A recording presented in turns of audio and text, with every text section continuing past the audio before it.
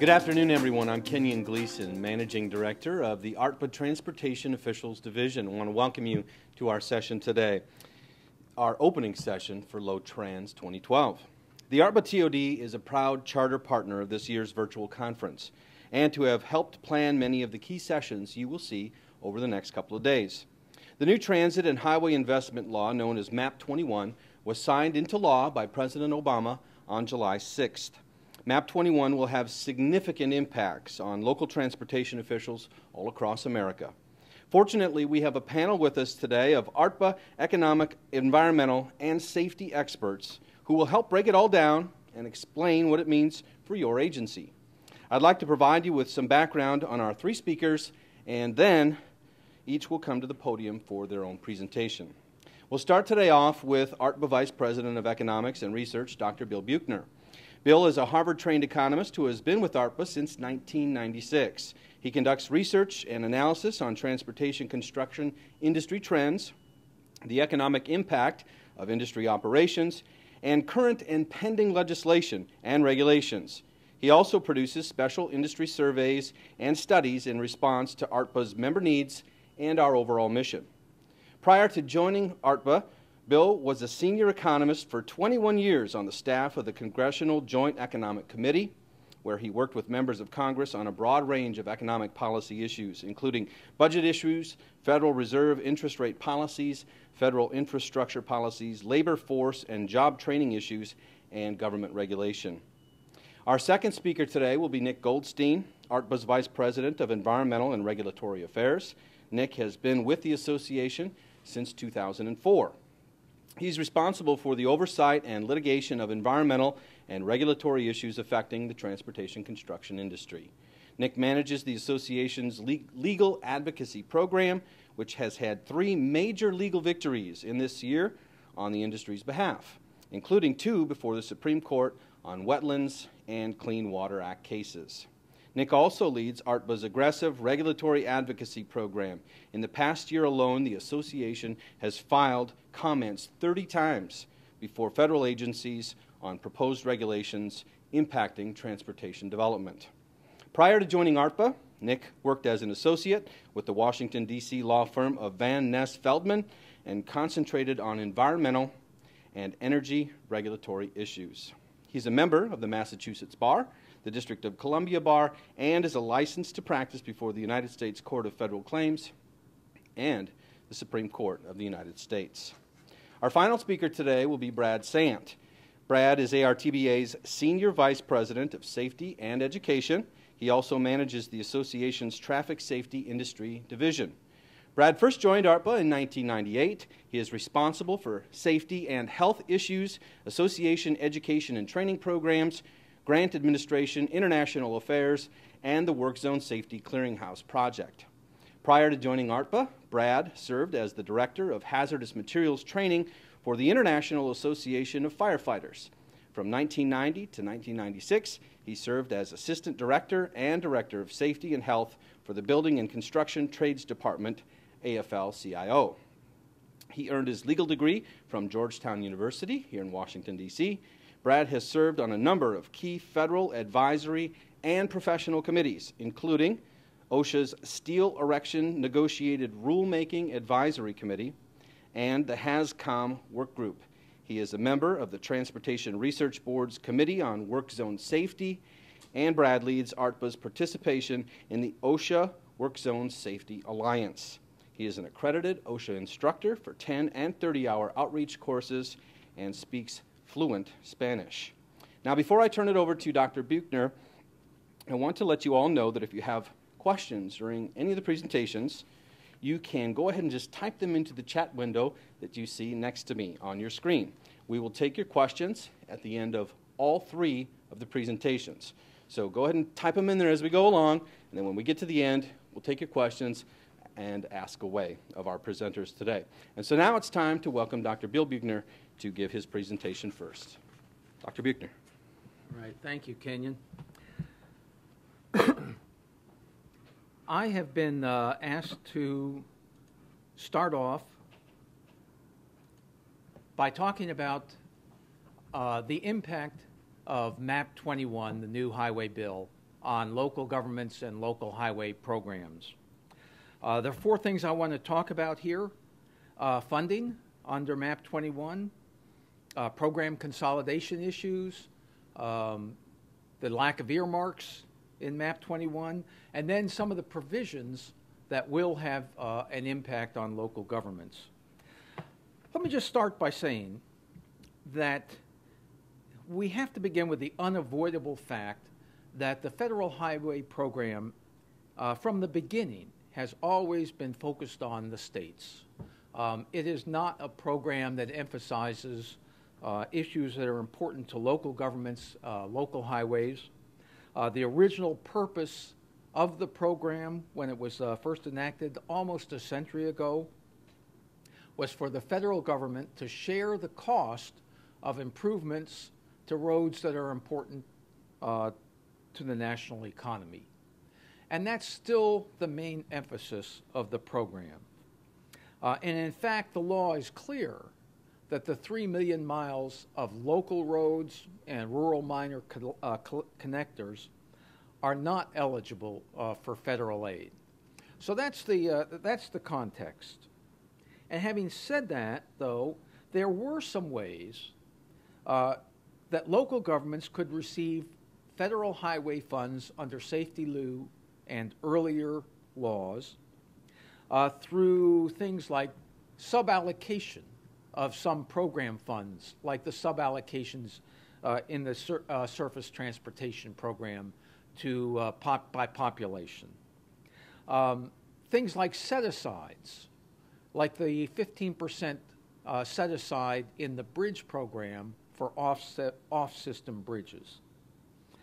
Specific programs, like the high-risk rural road program, Safe Route to School program. These were things that also had at least some way of benefit for local governments and local highway officials. And then, of course, earmarks. But even in these instances, under the previous laws, the funds still pretty much went to the states. And the states then would make the decision about whether and how much of the funds to pass to locals and how much they would use for the purposes, even though the purposes were local. So let me just say that within that context, MAP-21 is squarely in the tradition of the federal programs dealing with the states, or the previous federal highway programs dealing with the states. And when you look at the elements that aided locals in previous acts, the focus on the states in MAP-21 becomes even more pronounced. So let me go over some of the elements of MAP-21 that may impact local highway investment. First and probably most important is money. We all know money makes the world go round. As everyone is aware, the critical problem with MAP-21 is inadequate highway trust fund revenues. The revenues were not sufficient to grow the program like it's needed, and in fact weren't even sufficient to maintain the funding levels in safety lieu. So confronted with this in developing MAP-21, Congress reached into its grab bag of excuses and came out with the often used notion that if states were given more flexibility in how they could use their federal funds, they could do more with less. And looking back on the way this has been applied in other programs, in a sense, it's kind of half fantasy, half reality here. The half fantasy is the do more part. The half reality is the with less part. And this first slide that I have on the screen now shows that the amount of funding provided for the Federal Highway Program in fiscal years 2013 and fiscal years 2014 is less than Congress authorized in any fiscal year since 2008. Now, this reduction in funding for the Federal Highway Program is coming at a time when state governments are already having very serious budget problems because of the continuing impact of the recession on state revenues. When you look at the revenues the states look for use for highways, it's kind of a mixed bag. Gas tax revenues are still pretty weak, just like they are at the federal level. Automobile sales, however, have had a pretty good year, and sales tax revenues from automobiles are probably doing quite well. Vehicle registration fees are probably up. Truck traffic, we know that's up. Freight shipments are up. So any kind of freight-related revenues at the state level are probably up. But the fact is, at the state level, just like at the federal, the revenues that are used for highway improvements are still pretty inadequate. So we have the usual cascade of impacts here. We have at the federal level inadequate highway trust fund revenues. That results in cuts in federal funding for the highway program, most of which goes to the states. Reduced federal funding at the state level, budget problems at the state level. What happens there? What do they cut? Well, you're right. It's aid to local governments. So that's likely what's going on various places around the country. Now that's, I have to say, a fairly general overall statement.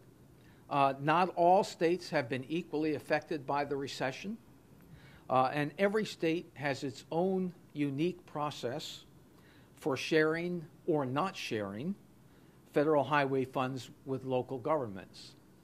So you may see different impacts regardless, or depending on what state you happen to be located in. But I think we can safely say that nationwide, the funding levels in MAP-21 are not good news for local governments. Now, the next thing is programmatic changes. That was a major element of MAP-21. MAP-21 has a much simpler program structure than Safety-Lou. Safety-Lou contained dozens of programs, each authorizing expenditure of federal funds for a specific kind of highway improvements. And here you see, the more important separate programs that were funded in Safety-Lou. Interstate maintenance, the highway, National Highway System, the bridge program, which focused money just on bridges, surface transportation, which gave a lot of flexibility, the equity bonus, which was just like surface transportation, only funded separately in each state depending on their contributions to the Highway Trust Fund. You had the CMAQ program, which addressed air quality issues, Highway Safety Program, the Appalachian Program, and you see all the other ones out there,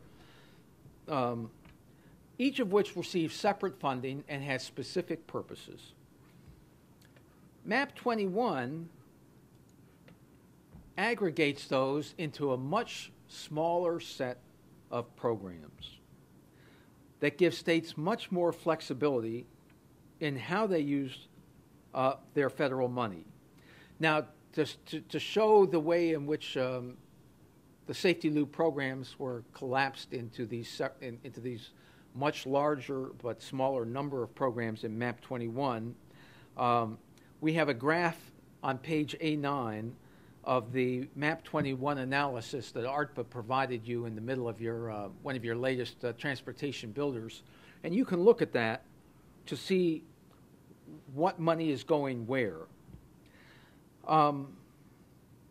But the thing that's important to remember here is that the separate funding for the specific Safety-Lou programs that had the most benefit to local governments is now gone.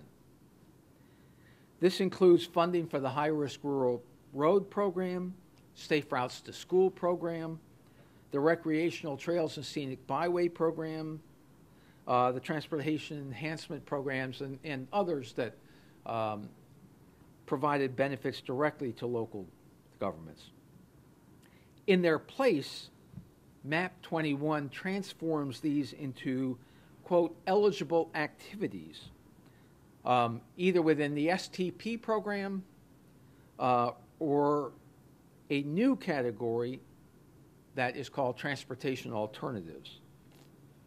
MAP-21 requires the states to spend at least 2% of their federal highway funds on transportation alternatives. It's about $800 million a year, but that's about $300 million less per year than the total for the programs that were collapsed into this category under Safety Lou. Next thing is earmarks. There are no earmarks in MAP-21, or if there are any, they're hidden so deep you can't see them. Safety Lou, in contrast, had thousands of earmarks, some of which provided federal funds for local highway projects and highway-related projects, where the money would go directly to a project that was being done at the local level. The elimination of earmarks in MAP-21 means that the states will get more formula funds under Safety Lou, even with the reduced total funding that I showed you a couple slides ago. But it's the states that get the funds, and any benefit to locals depends on how the states suballocate, if they do at all, their federal funds to local governments. Nonetheless, MAP-21 does preserve some provisions that could maintain or even increase federal help to local governments. First, it retains the STP suballocation of funds to areas within the state on the basis of population. Half the funding each state receives under the Surface Transportation Program is to be allocated according to population, 3 groups: urbanized areas over 200,000, urban areas between 5 and 200,000, and then rural areas under 5,000 population. So every part of the state is guaranteed to at least receive some federal highway funds or some impact from the Surface Transportation Program funding. The other half can be used anywhere in the state. And the same formula is used for the transportation alternatives. Now, again, the suballocation doesn't mean that local governments will directly get the money, but at least the impact has to be divided up within the state on the basis of population. MAP-21 also preserves a separate set-aside for off-system bridges, which is also part of now part of the STP program. Each state is required to spend as much on off-system bridges each year, in FY 2013 and 14, as Safety Lou formula required the state to spend in fiscal year 2009 under that set-aside. And again, how that's suballocated down to the local level depends on the individual state. Now, there's a new provision in the Safety Lou, in the STP program under MAP-21 that in certain circumstances makes minor collectors eligible for federal funding. And that's if the improvement to the minor collector will enhance the level of service on a related NHS route and is more cost-effective than an improvement to the NHS route. So it has to be related to an improvement on the national highway system, just a better way of affecting that. So it's not going to be every or even many elements of the or many segments of minor collectors. But in addition, up to 15% of the STP funds that are allocated to rural areas with a population of less than 5,000 can be used on minor collectors. Otherwise, minor collectors and local roads remain ineligible for federal funds. Now, and then finally, ARTBA in its Safety Lou reauthorization report urged a major freight program which is incorporated in MAP-21 as a national freight policy, which is designed to get states to focus at least some of their highway investment on freight-related improvements. MAP-21 encourages states to invest in these freight improvements that improve the flow of freight by increasing the federal share of these projects to 90% or even higher compared to 80% under Safety Lou. The important element for local governments is that each state has to define a freight network. That network will include 27,000 or even up to 30,000 miles of major arterials and interstate highways that are critical for freight shipments, the rest of the interstate system, and then local or rural roads that are high freight, that carry high freight traffic. So if you happen to be a local official with a rural road with significant freight traffic on it, that road may become eligible for federal aid. Now, there may be some other provisions. We have picked out the most important ones here. I think the main conclusion to draw is that money will drive a lot of the lack of funding is going to drive a lot of the sub-allocation issues within a state. MAP-21, by collapsing programs and making activities eligible rather than separately funded, will probably put a lot of pressure on the funds that have been in the past going down to local governments. And so when it comes to the next bill, our main concern, even at the local level, remains the overall funding. So with that, Kenyon, I'll turn this back to you. All right, Dr. Buechner, thank you very much. Really appreciate that. Our next speaker today is Nick Goldstein, and I'd like to invite Nick to go ahead and come on up to the podium. Nick.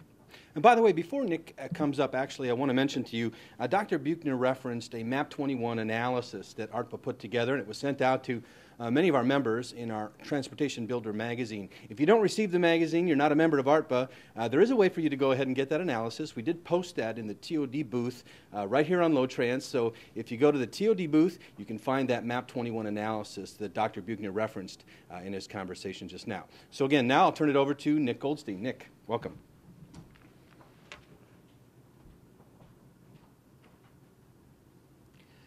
Thanks, Kenyon.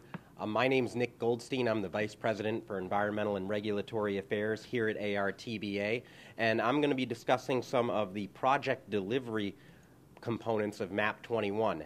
Now, one of the central themes of the MAP-21 bill was that it addressed project delivery in a very major way in an attempt to get projects built more quickly.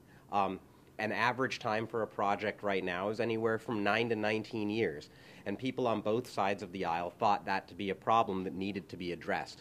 So an entire section of MAP-21 was devoted to accelerating project delivery. And what I'm going to do is walk through some of the major provisions in MAP-21 that help to accomplish this goal.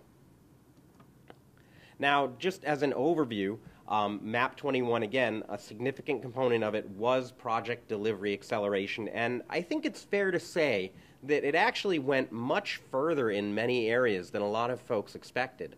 It's really quite remarkable the things that people were able to agree on in an effort to make what I believe to be major changes to the way we deliver transportation projects on the federal level. And I think that this is very important for folks in state and local markets to understand, in communities, to understand all of these changes and the role that they'll play in the project delivery process. I do want to say that it's not a substitute for stable funding. I mean, the changes in the project delivery area are remarkable, and I believe that they'll benefit the process as a whole. But don't take that to mean that, that it's a substitute for stable transportation funding. I mean, we're going to need to be talking about reauthorization again in 2 years, and I think that's an important thing to keep in mind. Now, that said, it's also important to keep in mind that these project delivery components of MAP-21 are going to live on after the bill itself expires. These are changes that have been made to the law. So these changes after the MAP-21 funding expires in 2 years, these project delivery changes are still going to be there. And if the prior reauthorization bill, Safety Lieu, is any indication, you can believe that subsequent bills won't try to undo what's been done here in MAP-21. If anything, they'll try to enhance it, because you can look back to Safety Lieu and how MAP-21 preserved much of what was in Safety Lieu, and in fact didn't go back and repeal anything. If anything, as I'll explain through the course of this presentation, actually expanded upon a lot of the ideas that were originally introduced in Safety Lieu. Where I want you to focus, though, throughout this whole presentation is in the difference of may versus shall. And that pops up a lot in MAP-21, because there are a lot of things that DOT may do under this bill, that state and local parties may do under this bill. There are fewer that they shall or that they have to.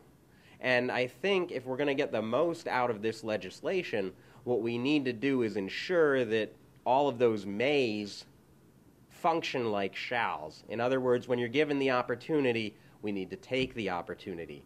And MAP-21 does provide a lot of opportunities in project delivery, but, in order for those opportunities to be effective, we're going to need to be participating in them and ensure that they're taken advantage of.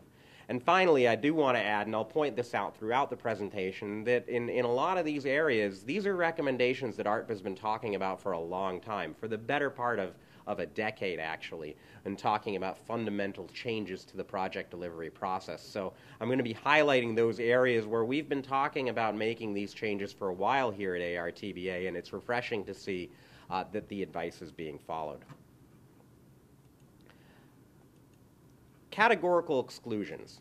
This is probably the biggest area of MAP-21's changes to the project delivery process. A categorical exclusion is the least burdensome form of environmental review, and ARTBA has long talked about expanding the use of CEs, as they're called. Everything has an acronym these days. The various parts of MAP-21 are no exception, but CEs are used where the impact to the environment as a result of a project is so minimal that you can group it into a class of actions and say, okay, this is okay. You don't need to do a full-blown environmental assessment or environmental impact statement, which can take years or longer. You can instead do a categorical exclusion. And that actually, by putting something in a categorical exclusion, it decreases the amount of time that you need to spend on environmental review and approval. So what MAP-21 did was created a whole bunch of new classes for categorical exclusions for transportation projects where, we see these things being done over and over again, and we know that the impacts to the environment are going to be minimal. So what MAP-21 did is say, knowing that, let's get all these things into a class where we can go ahead and call them categorical exclusions. Now, a lot of those, I'll go over some of the new classes that were created in MAP-21. First, we have multimodal projects. And this makes sense because it's something that DOT is trying to encourage. They're trying to encourage projects that actually span over the different modes of transportation. And in some cases, these multimodal projects, because of their environmental benefits, because they may encourage transit or alternative modes of transportation, those are put into the categorical exclusion class. Also, projects within an existing right-of-way. This just kind of makes sense. When you have an existing right-of-way, you've already done the analysis. You already know what the effects of something going within that right-of-way are going to be. So if you're using that existing right-of-way for another project other than the one intended, that can go in a CE too. If you've already done the work to get a right-of-way, then you can, then you've done most of the work in terms of impact. So those projects are put into categorical exclusions. Also, projects with limited federal funds. And this is important given our audience here today on the state and local level.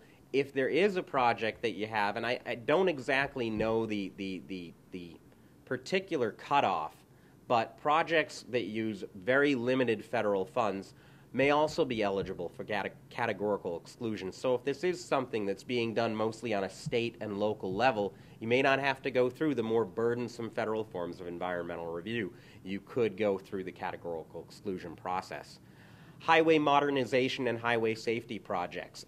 Those are things that are, basically really rehabilitation type projects for highways, modernizing highways. The impacts, again, are going to be minimal because you already have the existing highway. What you're doing is bringing it up to code. What you're doing is putting in something that's going to improve the safety. So you shouldn't need to go through a burdensome environmental review when we know that the impacts are going to be fairly minor. So again, we see with highway modernization and highway safety projects, those are put into the CE class.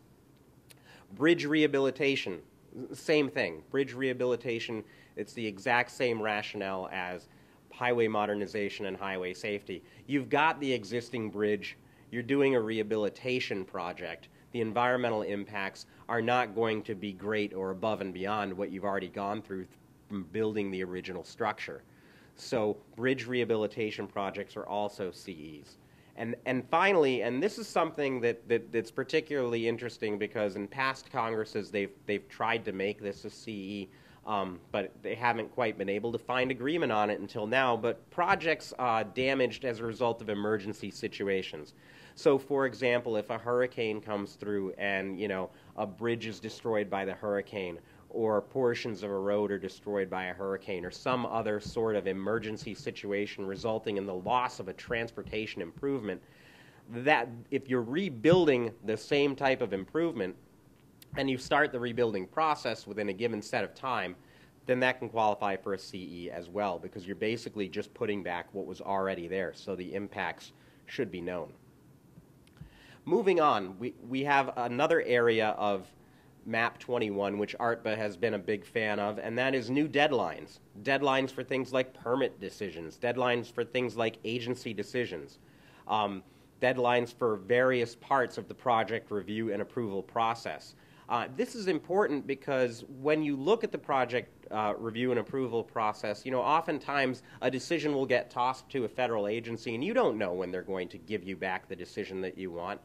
It could be days, it could be months, it could be years in some cases. So where we can, we've been consistently asking for some sort of deadline in different parts in the process. And what this does is it adds predictability. It allows you to plan better because then you know that that decision you're waiting on from, be it DOT, EPA, Fish and Wildlife, what have you, you know that that decision is going to come within a given set of time. And so it allows the process to be sort of laid out and planned for better. Now, specifically what MAP-21 does is it says that agency decisions on permits shall be made within 180 days of application or the final NEPA decision by the lead agency, whichever's later. So this is not a may. These deadlines are hard. And what happens to the agencies if they miss the deadline? Well, they're hit with financial penalties. Money comes out of their budget for missing these deadlines. So you can be sure that at the federal level, they're going to be concentrating on meeting these deadlines. And that is, again, that's a shall. And I should also add, I forgot to sort of mention this during the categorical exclusion part, but those are shalls too. I mean, those are going to be created.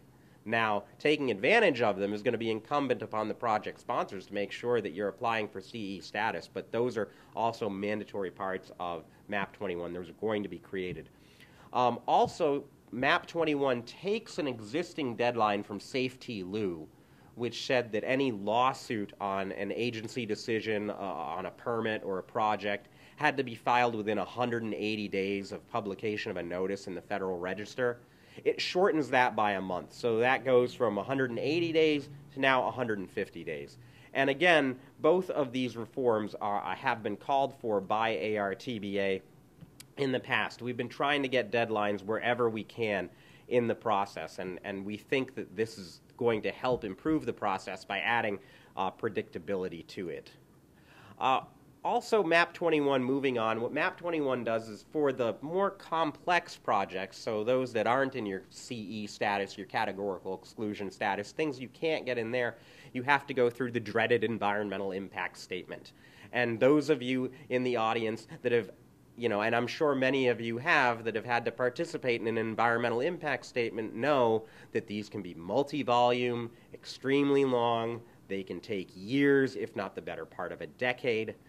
There's clearly a lot of work to do there in terms of simplifying the EIS process, and MAP-21 takes a stab at trying to do a bit there. And what it does, and this is perhaps the most significant change that it makes, is it says that any project that has been in the EIS process for 2 years, so it's already taken you 2 years, may request a schedule from the Department of Transportation requiring completion in no more than an additional 2 years. So it attempts to cap this at 4 years, which is very ambitious. But again, this is a may. So if you're part of the project, you need to petition DOT to set this schedule. They're not going to be out there looking at every project saying, hey, this project out over there in state X, well, they've been in an EIS for 2.5 years. Let's set a schedule for them. They're not going to do that. They're not going to do it unless they're asked. So this is a very important may, because this can literally save years from the environmental review and approval process if it's taken advantage of. So really, and I'm going to try to pound this point home as much as I can, but there needs to be an affirmative effort to take advantage of this provision. But it is very significant. Also, if the difference between a final environmental impact statement and your draft environmental impact statement is minor, in other words, there's not a whole lot of changes between the two, you don't need to do a whole new document. And this is just common sense, but of course, common sense generally needs to be put into legislation before it can take effect in a lot of areas, and transportation project delivery is no different. But what MAP-21 does is it says, okay, well, you have the draft environmental impact statement, the final environmental impact statement. They're basically the same. You can just attach one sheet to the top of the final environmental impact statement and just cover the changes there. So again, prevents you from having to do a whole new document. Also, the lead agencies on a transportation project may combine the final environmental impact statement and the record of decision into a single document. Again, may. They have to take the steps necessary to do this, but they have the option there before them. And this can also cut down on a lot of the paperwork involved in the environmental impact statement process. And again, these are reforms that ARTBA has been calling for quite a while. The process itself, a lot of times, if you make common sense paperwork changes like these are, you can literally take years off of the process timeline. But again, they're mays. They need to be taken advantage of. You need to ask for permission to do them. Moving on, we have what's called greater control for lead agencies. In many cases, this is going to be the Department of Transportation. In all cases, it's going to be the Department of Transportation. But ARTBA has consistently said that we need to be giving DOT a little more lead agency authority, because oftentimes what happens during the delivery process is you're dealing with multiple agencies, and it can be like herding cats. One's going over here, one's going over there, and they're all operating on their own timeline. You need to try to pull them together so that they're operating on the same timeline. And some of this was done in Safety Lieu. But here, again, we see MAP-21 expanding on what Safety Lieu has done. First, DOT may name a single modal agency for a multimodal project. So you don't have things, bopping around between different components of DOT. They can say, hey, Federal Transit Administration, you're going to be the lead on this one. Or maybe Federal Highway Administration will be the lead on another project. Also, DOT may, within 30 days of the closing of a public comment period for a draft environmental impact statement for a project, they may convene a meeting of all the participating agencies and set deadlines. Again, this is a may. And I think what I want to stress to everybody listening to this presentation is this is really one that you got to push. Tell DOT, hey, that schedule that MAP-21 allows you to set, why don't you go and set it now? We know that you can. Because if you don't prod them to do that, they may not take advantage of it. And what good is an improved tool if it's just sitting in your toolbox not being used? There's also a new dispute resolution process, which in the case of the most severe disputes on a transportation project actually allows the President's Council on Environmental Quality, and in some cases where the dispute is very major, the President to settle the disputes. But there is a formal dispute resolution process that is in MAP-21. Moving on, another area that the legislation focuses on are what's called programmatic agreements. And the legislation encourages the use of programmatic agreements. Again, this is another may, but in a lot of projects, a lot of cases, programmatic agreements can be very useful.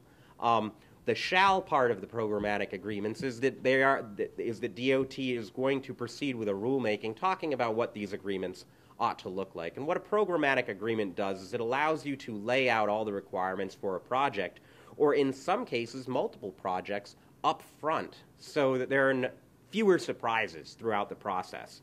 And the ideal goal of greater use of programmatic agreements would be to get a lot of the requirements out up front so that you can deal with them ahead of time. And also you have the option under MAP-21 of addressing future transportation plans. So in other words, you know that Project A is going to be interacting with Project B or C in your state's transportation plan. Well, you can talk about that in the programmatic agreement, so that if there are things that you can do for future projects now, the agreement will allow you to do that.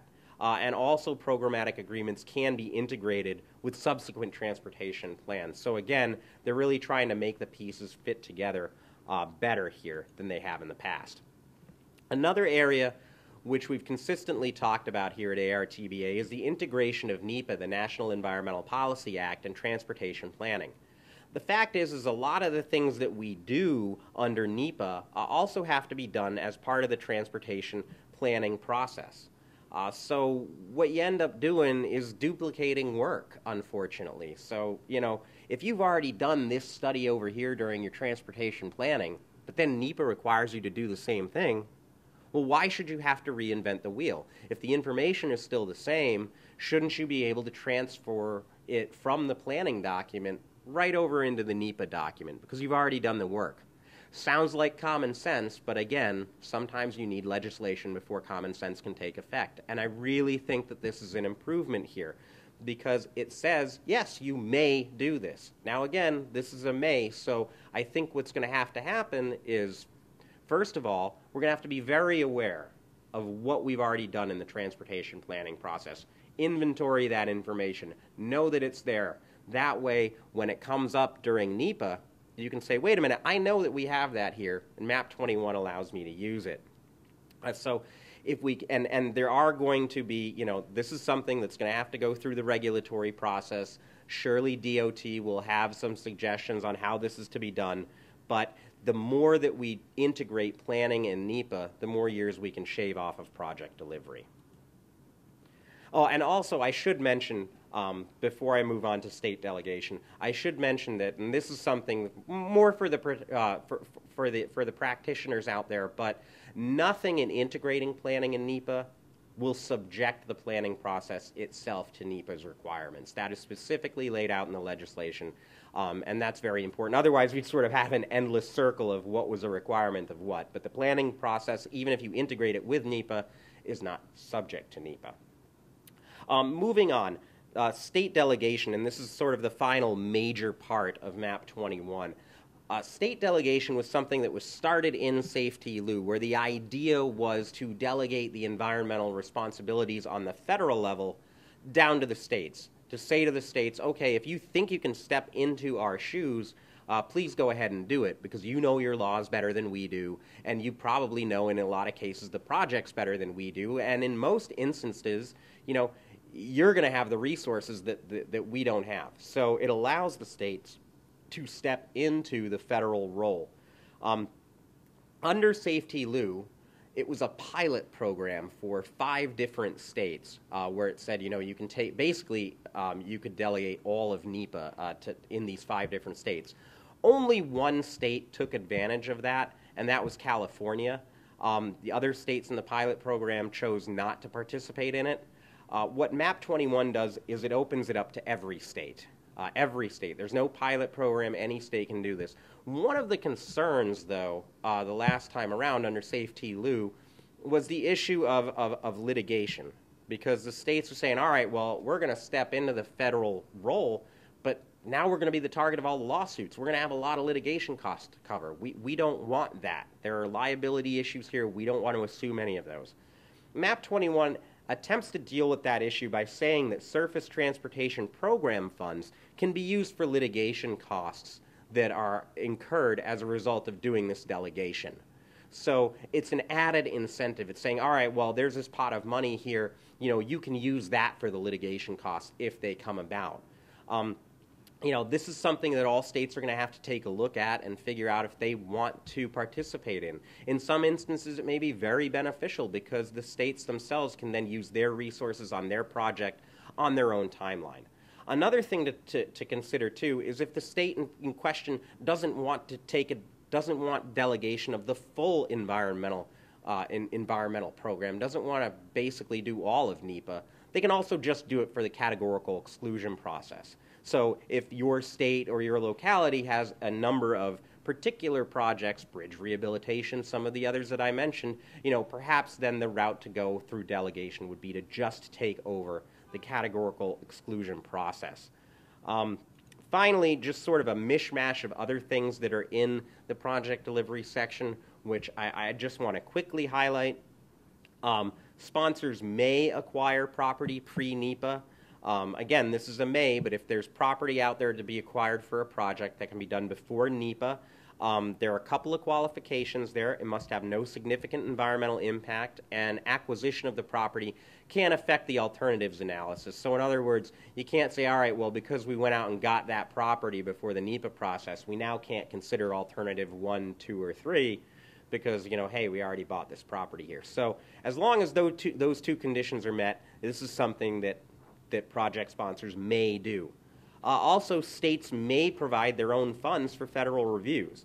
They'll have to do a memorandum. You have to do a memorandum with DOT. But if the states have the funds and want to get things started quickly, they can provide the resources directly as long as it's spelled out. Again, another may. Also, there are multiple studies, reports, initiatives, things that are going to be issued by DOT, reports to Congress, studying all of these various project delivery improvements that I've mentioned, because we're going to want to gauge the effectiveness, and where things are very effective, we're going to want to do them more. Where things aren't working, we're going to have to look at, well, why aren't they working? What can we do to make them work better? And on that note, there'll also be a project delivery clearinghouse for best practices. That way, any state can go to the project delivery clearinghouse and find out what's working somewhere else. Maybe they can find something that they hadn't thought of that would actually work better in their locality. So really, that's a pretty significant information component to MAP-21, which really should be taken notice of. So what's next? Well, FHWA has promised significant guidance in rulemaking. So everybody, if you don't take part in this discussion, then, we're not going to have an opportunity to get out there and shape how MAP-21 is going to take effect. So these guidances, these rulemakings, they're going to have comment periods, and it's going to be important for everybody that's going to be affected to take a look at those and to have their seat at the table. Submit the comments, visit with the agencies, participate in the roundtables and information sessions. Because, at a very real level, as I said before in the beginning of the presentation, these provisions are going to impact your projects, impact the businesses in your area far longer than the funding of MAP-21. That runs out in a couple of years. But these project delivery changes, they're here to stay. So as they're being developed, right now is the time to get involved and to take note of what FHWA, the Federal Transit Administration, all of DOT is doing under MAP-21. And ARTBA is going to be consistently at the table, making sure that the voice of the transportation community is heard. And if there are any questions that you have about any of these provisions on MAP-21, here's my contact information. But again, whenever you look at these project delivery components of MAP-21, remember, are we talking about a may or are we talking about a shall? Is this something that they're going to do without us having to ask them, without us having to prod them. Because if it is a may, we're going to have to take that first step. And we're going to have to be the ones making sure that the best provisions of MAP-21 are being implemented in a way that's going to shave years off of the project delivery process. Thank you, and I'll turn things back over to Kenyon Gleason.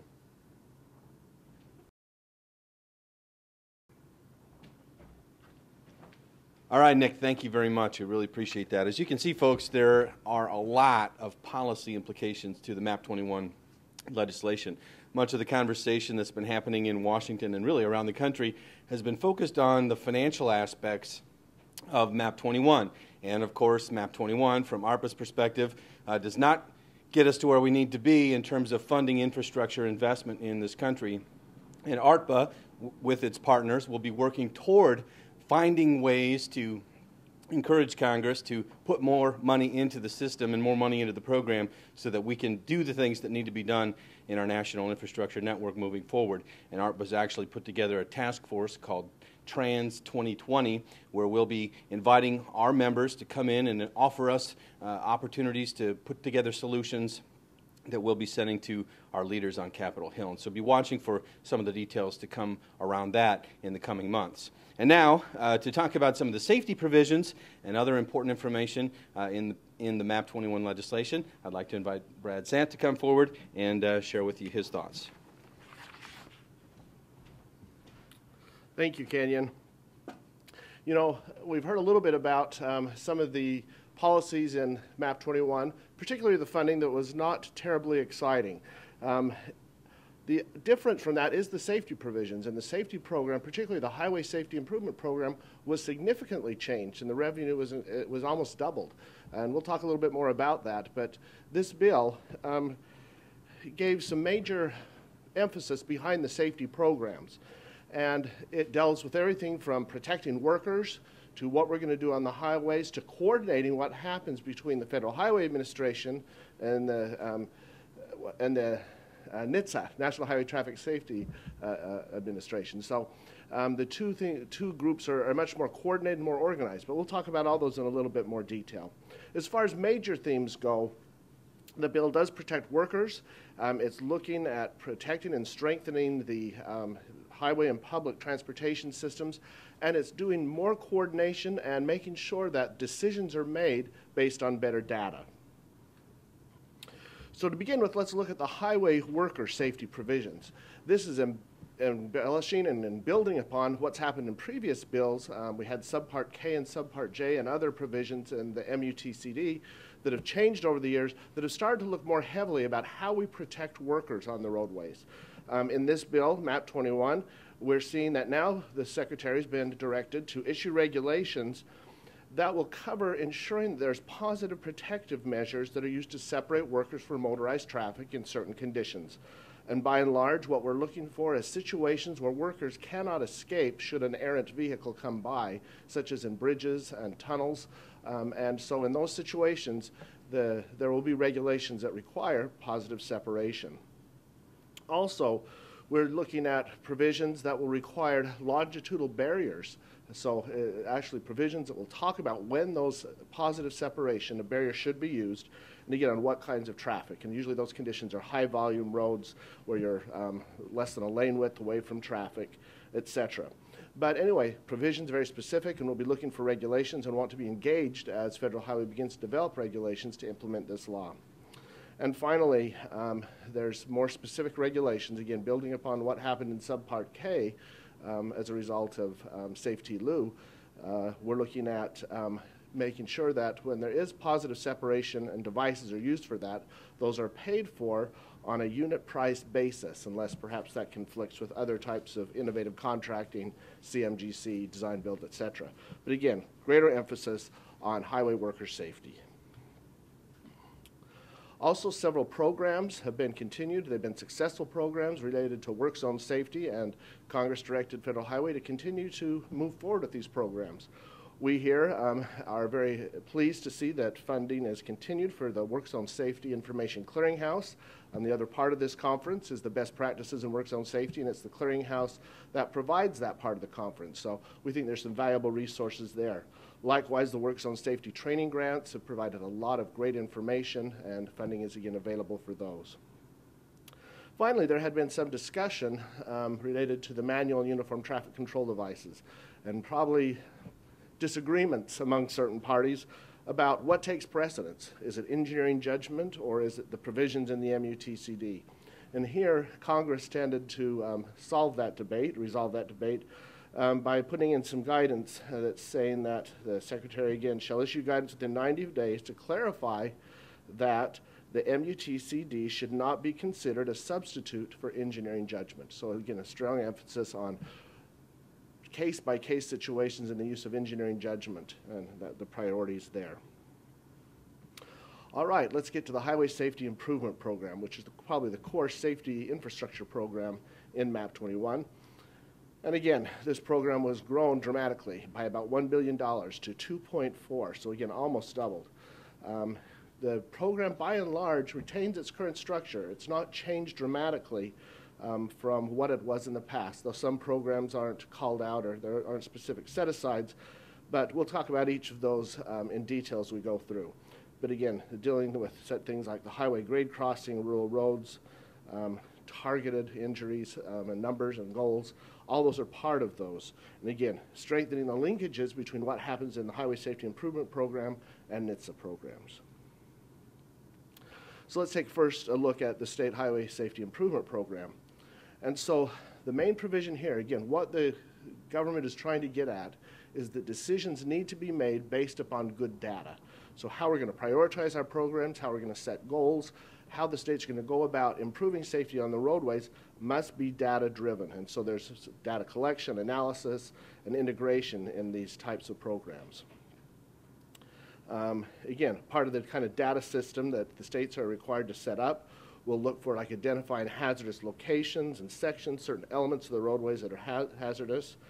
They want to have the states to determine relative severity of those. So again, it's helping to them to prioritize what are the most likely to have severe accidents on down. And also identifying the number of serious fatalities and injuries. So again, better data collection. This is typically the type of stuff that we get out of the FARS database, but again, it's coming in under the Highway Safety Improvement Program.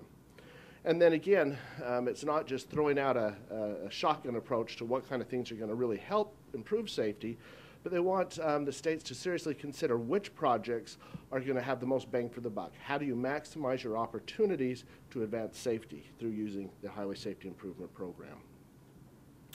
Again, it requires the states that they have strategic and performance-based goals that will address traffic safety, and it throws in there, again, this is the Highway Safety Improvement Program, but it talks about behavioral and infrastructure programs and opportunities on all public roads. And again, we're going to focus on those areas that have the greatest need and then coordinate them, again, with all the other highway safety programs in the state. Again, we're going to establish priorities and create a schedule for how these projects are going to roll out. And again, all this will be driven by an evaluation process, and all this comes underneath the Strategic Highway Safety Plan. Now, that Strategic Highway Safety Plan is, again, typically focused on infrastructure, and it follows kind of under the jurisdiction of the Federal Highway Administration, if you want to think how the tier of that would fall down. And so the Secretary is going to provide more information and more guidance on what type of updates the states will need to be providing to them for eligible projects. Now, particular interest to this audience, I believe, is that the legislation expanded the list of possible participants. Again, the list was never a set, boxed around group. The states had a lot of latitude in who could be considered when discussing these projects and who would participate. But they have specifically now named county transportation officials, state representatives of non-motorized users, and other major federal, state, tribal, and local safety stakeholders. So again, a little more definition and clarification given about who should be included in these groups as we're setting up our strategic highway safety plans. And again, this strategic highway safety plan is now to be coordinated with the highway safety plan, which is typically dealing with more of the behavioral side of safety and the type of information that NHTSA deals with. All right, so what is a highway safety improvement project? What types of projects are now available? for this type of funding, this increased funding. And again, the language here is quite broad, and it says there's kind of two parts. It has to be strategies, activities, and projects on a public road that are consistent with the state strategic highway safety plan. That's what we just talked about in the previous slide.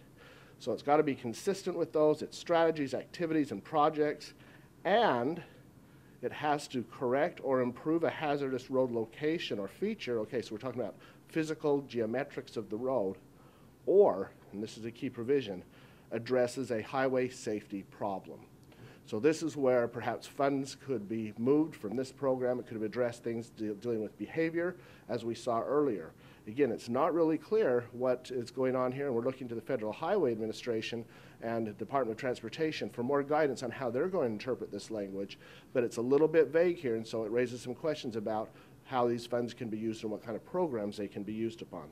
But there is the language there. Anyway, the funds will be obligated to be carried out on any highway safety improvement project on any public road or publicly owned bicycle or pedestrian trail or path. So anyway, not just roadways, but other types of facilities that are used by pedestrians and cyclists. And anyway, there's a list of examples of all these types of projects that can be used, and it's listed in the legislation. All right, on the data improvement. So what type of data improvement are we looking at in MAP-21 that goes above and beyond what has typically been discussed? Again, what we are looking for is someone to go out, look at roads, figure out where the problems are, and figure out how to fix them. So anyway, we have in this slide kind of a list of what's going to happen.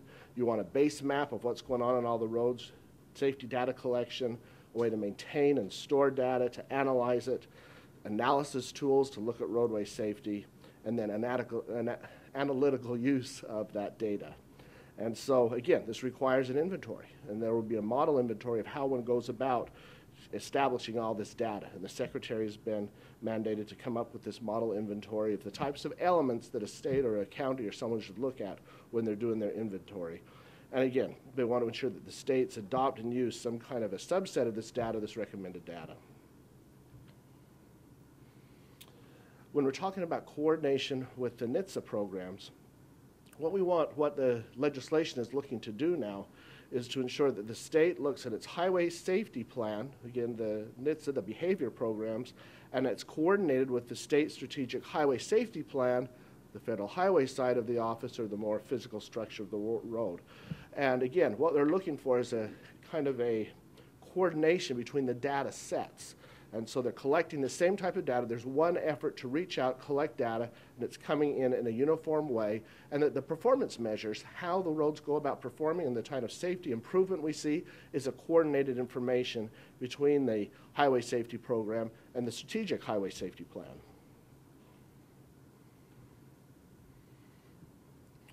So again, talking a bit more about safety performance management. Again, MAP-21 establishes safety as a national goal, and the Department of Transportation needs to have measures, is mandated to have measures out by April 2014. And those measures are going to be, how do we talk about it? How do we measure serious injuries and fatalities? What constitutes those? And how do we tabulate? And how do we go about figuring out the number of serious injuries and fatalities? And then after, the states have 1 year after those targets are set, again, April 2014, to set their own targets, which can be then adjusted for urban or rural areas. So what we're seeing here in this legislation that only lasts for 2 years, it's setting up programs that will build and go far beyond the time when this legislation has reached its end. So they're setting up baseline programs and likely to see a future of where we're going to see the programs continue to evolve as we're building data sets and plans that go well beyond 2014. In our safety performance management area, the state and metro plans need to describe how the programs will reach their targets. They want to see plans, again, that are set out. And if the state has not made significant progress towards those goals in 2 years, there are going to be impacts upon their obligation authority, which is equal to the prior year's highway safety improvement apportionment for those states. And then, if they haven't reached those goals, the state will annually have to have an implementation plan describing how they're going to improve their program to meet those targets. So there is a little bit of teeth behind the goal-setting performance measures. Now, As we talked about a little bit earlier, there were some set-asides that were carried forward for this program. In the high-risk rural road program, there was not a certain amount of money set aside for this program in MAP-21. So a lot of people have had fears that if that set-aside has gone away, the high-risk rural road program will go away as well. Well, there's a fail-safe in that area in the sense that the MAP-21 contains language that says if the fatality rates increase over any 2-year period on the rural roads, the state must obligate at least twice the amount, 200%, of what their obligation was in fiscal year 2009 for their high-risk rural roads program. So if there is backtracking on the safety in those high-risk rural roads, even though there's not a specific set aside, they have to still measure and track that data. And if there seems to be, again, some falling back into problems, then they're obligated to spend twice the amount that they were in 2009. So while there isn't a set aside, there's some pretty strong provisions. Also, similarly, though there's not certain money amounts that are set here, but they also want the states to track the fatalities and serious injuries for road users that are over 65 years old. And again, if we see that there's an increase in injuries and fatalities over that 2-year period, then the states must include within their plans the considerations that are given in Federal Highway's Older Driver Handbook. And so there are certain recommendations that Federal Highways put forward on how we deal with roadways for older drivers, better signage, better markings, et cetera, et cetera. And so the states have to look to those improvements if we see an increase in serious injuries and fatalities for the older drivers. MAP-21 also, again, going back to the high-risk rural road program, they're trying to now the Congress has mandated that we do a better job of looking at what are the best practices, what is really working on high-risk rural roads, and to collect that information and then disseminate it out to the states. So again, within about a year, the Department of Transportation will have to do a literature review and do a survey of all the DOTs and other local instruments of government on what are they doing and what is really effective. Then there will be a best practices manual that will come out 180 days after that report of October 1st, 2013. And again, what that is hoping to do is gather these best practices and then to list them out, things that are really cost effective, things that we found to be working. And again, the manual is a voluntary thing, but it's the idea is to help states and local jurisdictions figure out what really works, what doesn't work, and then to prioritize their programs based on that information. All right, other safety programs that are still continued in this program that do have separate funds set aside. We still have the Safe Routes to Schools program, and that's eligible as part of those transportation alternative programs. The Railway Highway Grade Crossing program continues to have a set aside of $220 million, which is about 9% of the HSIP funding. Then a couple of other programs for specific jurisdictions in Puerto Rico and the Tribal Transportation Program.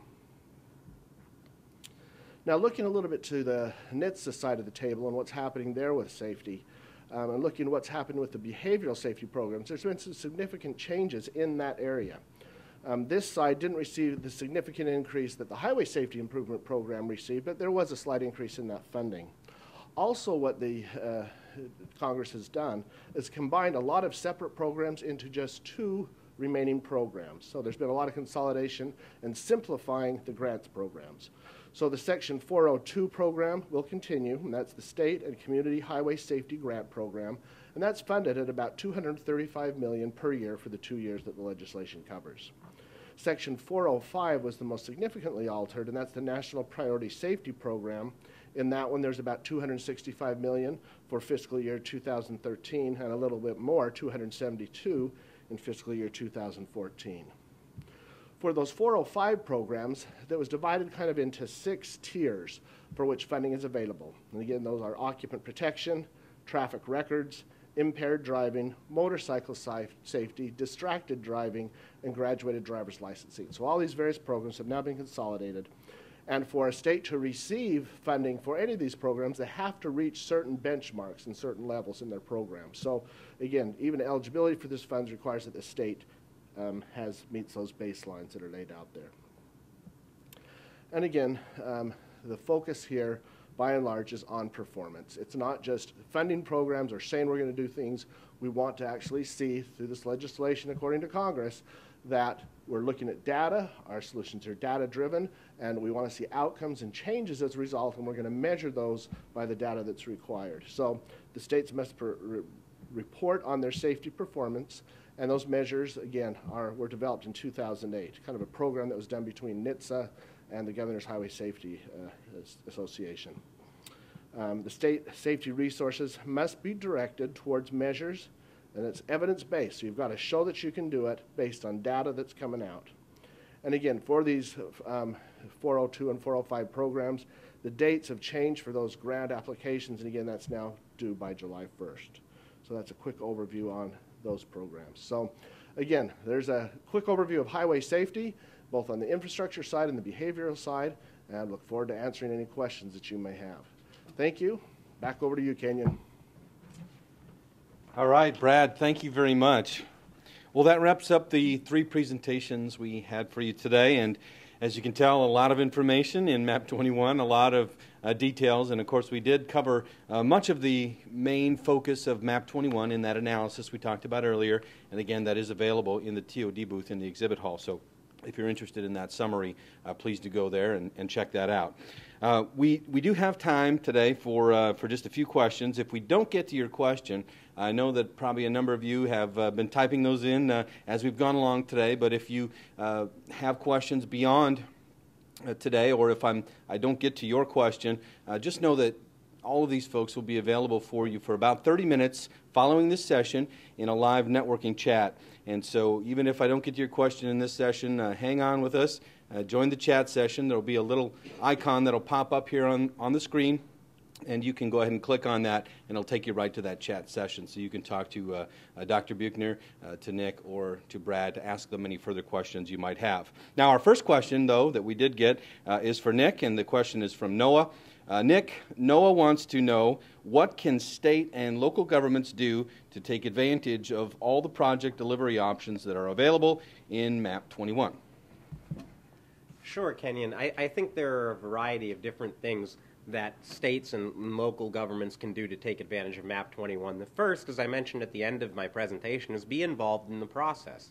All of these different areas of project delivery are going to have to be implemented through regulation and through guidance. And in order to make sure that they're done correctly, we need to be submitting comments, making ourselves heard at every level and at every opportunity. So the first is really track what's going on with the legislation. What is FHWA? What is DOT asking for? What kind of information do they want? What sort of guidance are they issuing? We know that there's going to be a lot of this, so the best thing we can do is to stay on top of it and use ARTBA as a resource for that, because that's what we're here for. The other thing is, when I talked about those mays versus those shalls, I mean, again, and this is probably the biggest thing we have to understand with the project delivery components. Make sure that all of those mays, all of those tools that MAP-21 is offering, make sure that they're being taken advantage of. So when that EIS has gone longer than 2 years, make sure to contact DOT to have them set a schedule. Make sure that DOT is convening the meeting that it's allowed to convene under the statute with participating agencies. These are great new tools, but if they just sit in the toolbox, we can't use them to build anything. So we have to make sure that we're taking advantage of all of the opportunities that the statute gives us. All right, Nick, thank you very much. Appreciate that. Our next question is a question from Milton, and it's a question for Dr. Buechner, and he wants to know, how will the sequestration issue impact folks at the local level? Dr. Buechner. Well, this is a major issue in Washington right now. The sequestration occurs as a fallout from a bill that Congress passed about a year ago, increasing the debt ceiling. The bill said that if Congress does not pass a law cutting the deficit in the future, that there would be an automatic sequestration beginning around the 3rd of January of about $1.2 trillion spread over 10 years. The question is, how will this affect the transportation programs? Well, you have to remember that there's two different kinds of federal programs. One is discretionary, where Congress appropriates the money for the program each year, like defense and education, agriculture. And the other is mandatory programs, where the Social Security program is the best example of that, where Congress passes a law making people eligible to retire at a certain age and get a monthly check based on a formula. And then once they meet that eligibility, Congress or the Treasury has to provide that funds.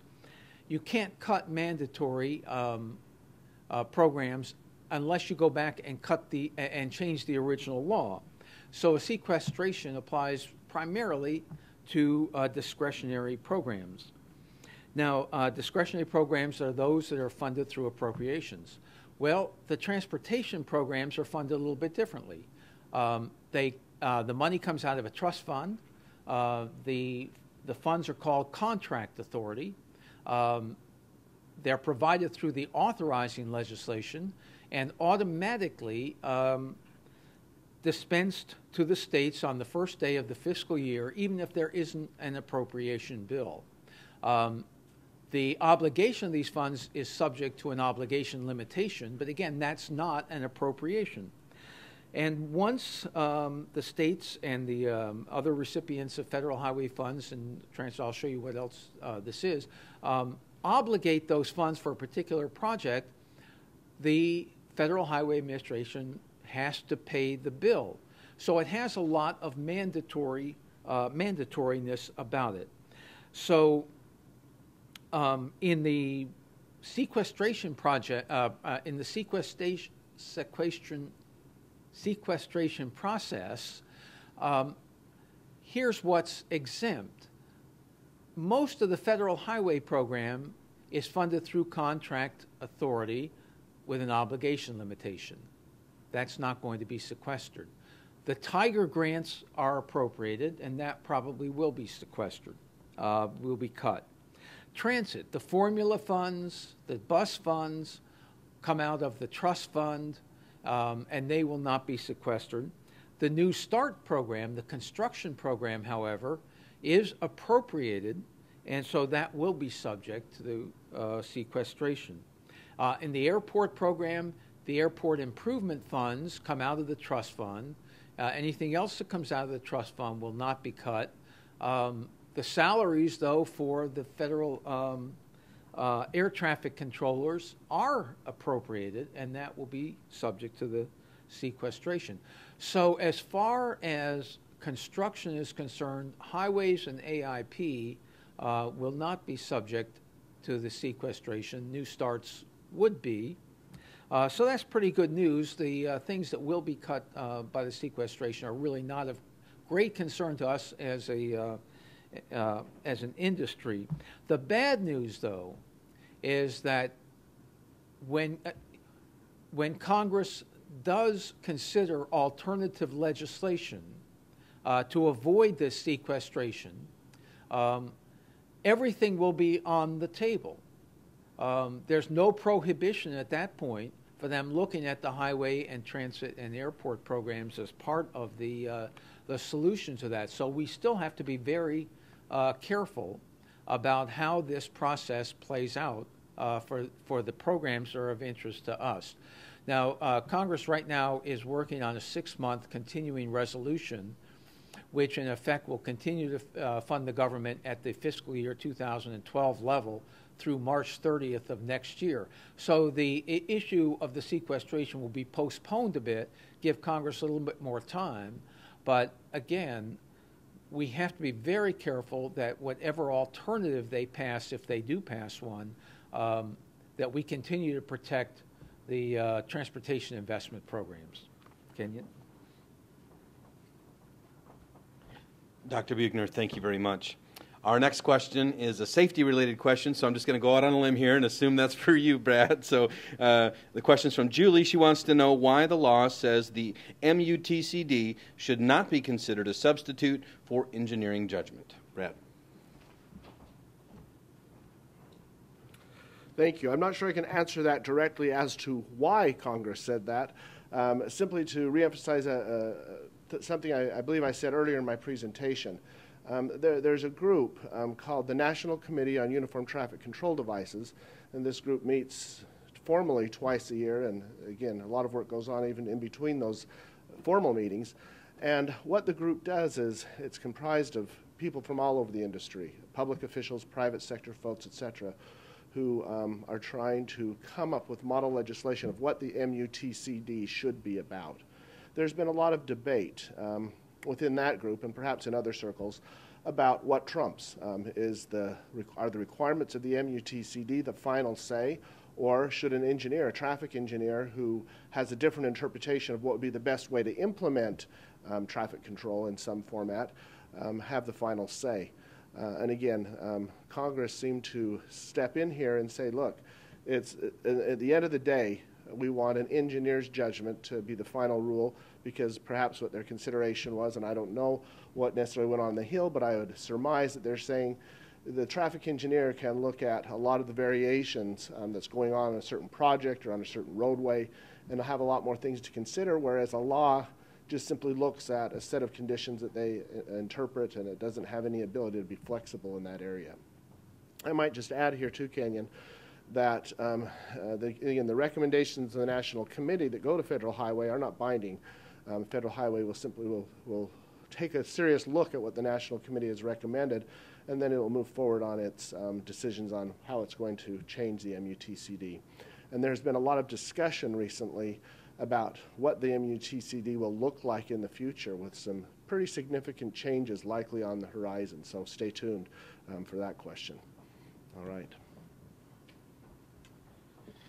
Thank you, Brad. And don't get too far away here. We got time for one more question, and I'm going to go ahead and pose this one to Brad as well. A question from Adam wondering, with the law increasing the linkages between Federal Highway and NHTSA, is there a greater chance for HSIP funds to be flexed into behavioral programs? So if you could tackle that one. That is a very, very good question, in the sense that for those of us who are very much involved in the infrastructure side of safety, there's always been some concern when the funds that would actually fix a roadway, a problem with the roadway, say you need better guardrail or better signage or whatever it may be, could be flexed over into a behavior-based program, such as improving the use of seat belts, trying to put interlock systems onto vehicles so that drunk drivers can't operate them. And so in the past, there's always been some formulas, abilities to flex funds out of the Highway Safety Improvement Program into that infrastructure safety, into behavior safety, if the states could certify that all their infrastructure needs were met, and then there are certain limitations on how much could be flexed. In MAP-21, you will not find the word flexed in the bill. And so what it has done, though, and again, jumping over to the discussion on the Highway Safety Improvement Project, it has changed really the definition here. And again, I'd like to read this because it says, a highway safety improvement project are strategies, activities, and projects on a public road that are consistent with the state strategic highway safety plan and, 1, correct or improve a hazardous road location or feature, that's the physical side of the road, or address a highway safety problem. What is a highway safety problem? Is it a behavior type thing? Is it airbags? Is it seatbelts? Is it something along those lines? It is not entirely clear in the legislation. So in a sense, it could mean that none of the money could be flexed, or all of the money could be flexed, so to speak, if it's qualifying under the conditions here. We're kind of looking, Federal Highway is hopefully going to come out on its interpretation of this language very soon, within the next few weeks. So hopefully we'll have a little more guidance there. But again, the word flex no longer exists in the legislation. It's just simply doesn't meet the criteria for a highway safety improvement project.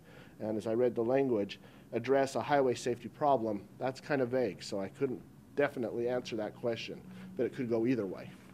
Thanks. All right, Brad, thank you very much. Thank you again to Nick and Dr. Buchner as well. That's all the time we have for questions. But again, if you have further questions that you have for Brad, for Dr. Buchner, for Nick on a variety of issues that we've talked about throughout the course of the presentation today, know that they're available here for about the next 30 minutes or so in our networking lounge. And again, there will be a link that will pop up here at the top of the screen. You go ahead and click on that, and it'll take you to that session where you can ask them further questions. Or if there were questions that were in the side of the window there, we just couldn't get to them all, just know that you will have that availability to speak with them and get the answers to your questions. So we hope this session today has been helpful to you. Definitely want to thank you all for joining us. We encourage you to explore and enjoy this new and unique conference that we've put together here for you, Low Trans 2012.